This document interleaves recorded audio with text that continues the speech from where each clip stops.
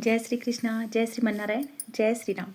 भक्तों, आपको और आपके परिवार को मेरी ओर से नव वर्ष की हार्दिक शुभकामनाएं। 2026 आपके जीवन में सुख और समृद्धि लेके आए।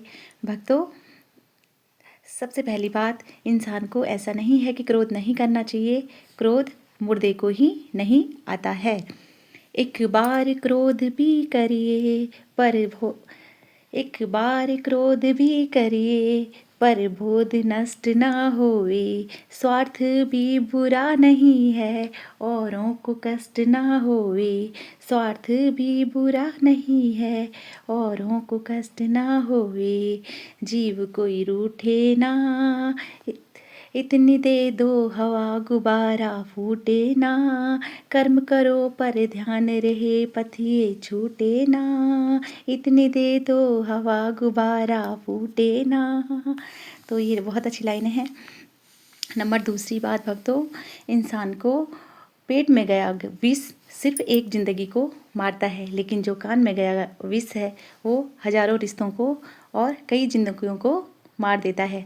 भक्तों, जिस घर में अपनों की बात से पहले बाहर वाले की बात सुनी जाती है, उस घर का तो प्रभु ही मालिक है और उस घर की तो सीताराम।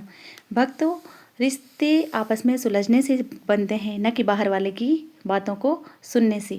भक्तों, अगर इंसान में घमंड हो और ठंड ज़्यादा हो तो दोनों ही इस परिस्थितियों में अकड़ जाते हैं। भक्तों, इंसान को कभी भी बुरा वक्त इसीलिए भी आता है कि हम अच्छे वक्त की पहचान कर सकें, और जीवन में कई बार हमें बुरे लोग इसीलिए भी मिलते हैं कि हम अच्छे लोगों की कदर कर सकें। भक्तों, श्री कृष्ण गीता का उपदेश देते हैं और अर्जुन से कहते हैं कि हे अर्जुन, कर्मण्येवाधिकारस्ते मा फलेषु कदाचिन। हे अर्जुन, तुम कर्म करो और फल की इच्छा मत करो।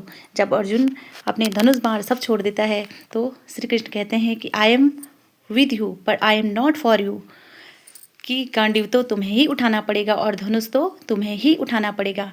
तो बाद में गीता की 18 अध्याय सुना देते हैं, 700 श्लोक सुना देते हैं और अर्जुन को बाद में ये बात समझ में आती है, हाँ कर्म तो मुझे ही करना पड़ेगा। ऐसा नहीं कि हम सोचें कि भगवान जी हमारा सारा काम कर देंगे और हम सीताराम सीताराम सुबह से करते रहें। कर्म तो आपको ही करना पड़ेगा। फल देने के वाले भगवान जी हैं और फल की इच्छा नहीं करनी चाहिए। जितना हो सके कर्म करो और फल तो अगर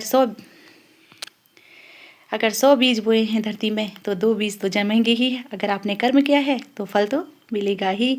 भक्तों, इस